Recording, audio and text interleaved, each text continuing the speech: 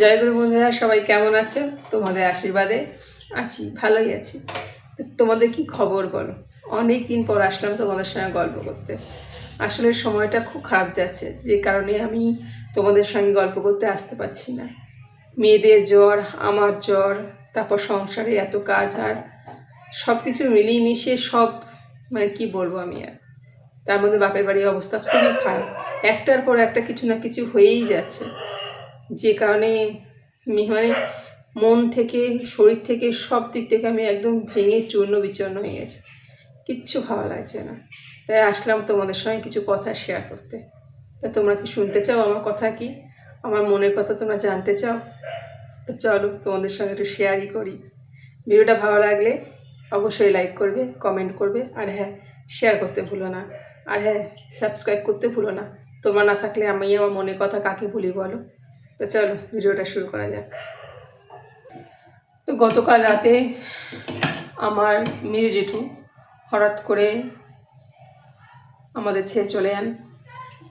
আমরা জানতাম না যে জেঠুর শরীরটা খুবই খারাপ ছিল। জেঠুর শরীর একদম সুস্থ ছিল, কারণ গত 1.5 মাস আগে আমার মেয়ে জেঠিমা হঠাৎ করেই চলে যান আমাদের ছেড়ে। উনি প্রচণ্ড পরিমাণে অসুস্থ ছিল। তারপরে 1.5 মাস, এই 2 মাস হতে না হতে এখন আবার জেঠু চলে গেল। জেঠুর মৃত্যুটা না খুব কি বলবো, খুব সুখের মৃত্যু বলে যাকে, সেরকম মৃত্যু ছিল। সন্ধ্যে থেকেই নাকি দিদি এসেছিলো, দিদির সঙ্গে গল্প করেছে, চা খেয়েছে, আড্ডা দিয়েছে, সমস্ত কিছু হয়েছে, সবার সঙ্গে গল্প করেছে, কালকে এই রান্না খাবো, কালকে ওই করবো, সেই করবো, অনেক কথা নাকি হয়েছে, ভালো কথা। এবার রাতে 11:30টার সময় হঠাৎ করে উনি বাথরুমে যান। তখন আমার মেজদাকে ডেকে নেন যে ওকে একটু ডাকিয়ে যে তুই আয় ভেতরে। তো গেছে দাদা, দাদা ঘরেই ছিল। এবার বাথরুম থেকে বেরোনোর সময় হঠাৎ করে বলে উঠলো যে বাবা আমাকে ধর, আমি পাচ্ছি না হাঁটতে। তা মেজদা যে গেছে সামনে, মেজদার গায়ের উপর পড়ে গেছে, আর যেই পড়েছে ওখানেই শেষ। আর ওনাকে আর তোলা গেল না। আমি খবরটা পাই রাত্রি তখন বাজে 12:15 কেননা সে মেয়ের পরীক্ষা চলছে, তার মধ্যে সে এবার ছোটো মেয়েকে পড়াচ্ছি। রাত্রি 12টার সময় ও পড়ছে, ওর আজকে যেহেতু বাংলা পরীক্ষা সব রেডি করছে। তো সে সময় হঠাৎ ফোন আসে, আর ওর ফোন এসছে মানেই কিছু না কিছুটা অঘটন ঘটেছে। আমি তো প্রথমে ভেবেছি হয়তো ছেলেটার খুব শরীর খারাপ, ও 2 ছেলে আমার ভাই, তো ভেবেছি হয়তো ওর শরীরটা খুব খারাপ, হয়তো ওর জন্য ফোন করছে কোনো ওষুধ লাগবে বা কিছু করবে। তারপর শুনি না ওই কীর্তন। রাতে 3টের সময় শেষমেশ আমি গেলাম। ভাইকে বললাম এখন কি যাবো নাকি পরে যাব, আমাকে এক্ষুনি এসে নিয়ে যা। তা ভাই বলছে তোর এখন আসতে হবে না, ডাক্তার 3 ঘন্টা টাইম দিয়েছে, কারণ যেহেতু হট করে রকম হয়েছে, তা ডাক্তার 3 ঘন্টা দেখবে আগে, যে আবার যদি ফিরে আসে তো খুবই ভালো হয়। কারণ তখনও সবাই আশা হয়ে গেছে, কিন্তু আর আসেনি। শেষমেশ ওই 3টের সময় গেলাম আর আসলাম বিকেল ভোর 5টা।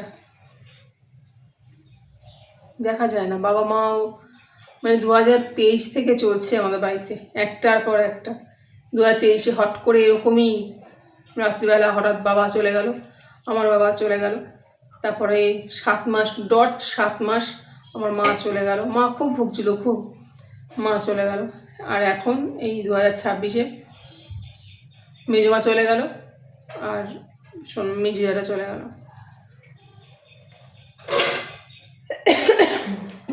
কি করব, সব কিছু নিয়ে না একদম দলা খিচুড়ি হয়ে গেছে, কিচ্ছু ভালো লাগে না, কিচ্ছু না।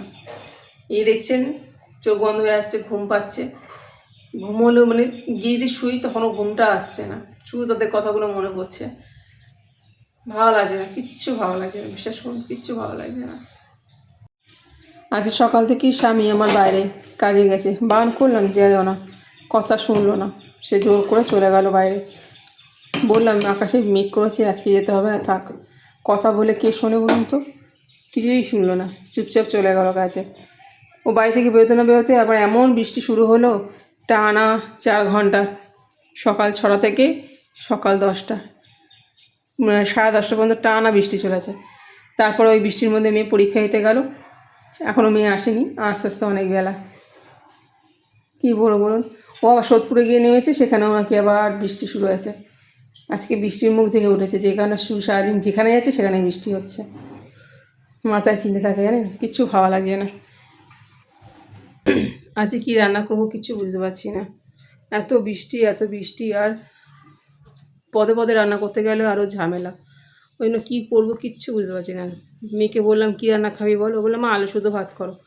কারণ আর আলু শুদ্ধ ভাত করে দিতে লাভ নেই, তো চ একটা কাজ করে আজকে একটু খিচুড়ি করি, একবারে হয়ে যাবে। ও স্কুল যাওয়ার সময় আলু ভাজা ছিল, ওই আলু ভাজাতে হয়ে যাবে, একটু বেশি করেই করেছি যাতে দুপুরবেলা হয়ে যায়। খিচুড়ি আলু ভাজা, একটু পাঁপড় আছে, পাঁপড় ভেজে নেবো। তারপর রাত্রেবেলা যখন আমার বাবা আসবে তখন বলবো একটুখানি আলু ভাজা করে দেবো, বা একটু আলু তরকারি করে নেবো। এখন আর শরীর একটু টানছে না, সারাটা রাত বলতে গেলে জাগা। কারণ ভাবছি ভাই মনে হয় এইমাত্র ফোন করবে, এক্ষুনি ফোন করবে। মেয়ে পড়েই উঠলো আপনার 11:30, 12:30, পৌনে 1টার সময় মেয়ে পড়ে উঠলো। তারপর একটু আমি বললাম, বাবা না, আমি একটু না ঘুমালে হবে না, এরপর যদি মামা ফোন করে আবার দৌড়োতে হবে। আর ওখানে তো সব দিদিরা থাকবে, জামাইবাবুরা থাকবে, আর সব পাড়া প্রতিবেশী থাকবে, সেখানে তো আমি আর গিয়ে ঘুমোতে পারবো না। কারণ এই দুঃখের দিনে চোখে জল না আসুক, মুখে হাসি তো আর পড়াতে পারবো না, আর চোখের জল না আসারই বা কে আছে। ছোটোবেলাকার কথাগুলো যা মনে পড়ছে, বড় সোনালেখা দেখে। সোনালেটা পুলিশে সার্ভিস করতো, এত সুন্দর এত হ্যান্ডসাম, আমাদের বাড়ির মধ্যে সবচেয়ে সুদর্শন পুরুষ ছিল উনি, এত সুন্দর। কিন্তু আর সেই থাকলো না, বাড়িটা পুরো ফাঁকা হয়ে গেল, পুরো। বড় যেটা চলে গেল, বড় যেটা চলে গেল, তারপরে বড় মা চলে গেছে, আমার ছোটো থাকতেই বড় মা চলে গেছে। তারপরে বড় মা চলে যাওয়ার অনেক বছর পর গেল বড় জ্যাঠা, প্রায় 22 বছর পর, 22 না 20 বছর পর গেল বড় জ্যাঠা। তারপর 2023-এ হচ্ছে আমার বাবা, 23-এর শেষের দিকে, জানুয়ারি 24-এর প্রথম দিকে, মানে 22-এ যেটা রাম মন্দির প্রতিষ্ঠা হলো 22শে জানুয়ারি, সেদিনকে মা চলে গেল। আর এই 2026-এ এপ্রিলে গেল, এপ্রিল, জুন, মে মাসে চলে গেল আমার মেজমা। আর আজকে গেল, কালকে রাতে গেল জ্যাঠা। পরপর চলেই আছে, মানে বাড়িতে সিনিয়র বলতে আর কেউ রইল না। এখন সিনিয়র হচ্ছে আমার বড় বৌদি আর মেজদা। কারণ বড়দা, মাঝে বড় জ্যাঠার আগে আমার চলে গেলাম বড়দা, তারপর বড় জ্যাঠা, আর বড়দি তো আছেই, অসুবিধা নেই।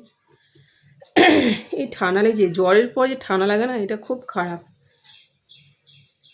যাই হোক, এটুকুই বলার ছিল। আপনাদের যদি ভিডিওটা ভালো লাগে একটু লাইক করে দেবেন, সাবস্ক্রাইব করে থাকলে দেবেন। আর যদি আর কিছু বলার থাকে আপনাদের ভিডিওর ব্যাপারে, তাহলে একটু কমেন্ট করে জানাবেন। এইটুকুই চাই আপনাদের কাছে, আর কিছু চাই না। সবাই ভালো থাকবেন, সুস্থ থাকবেন, এটা প্রার্থনা করি। আপনারা খুব খুব খুব ভালো থাকুন আপনারা। টাটা।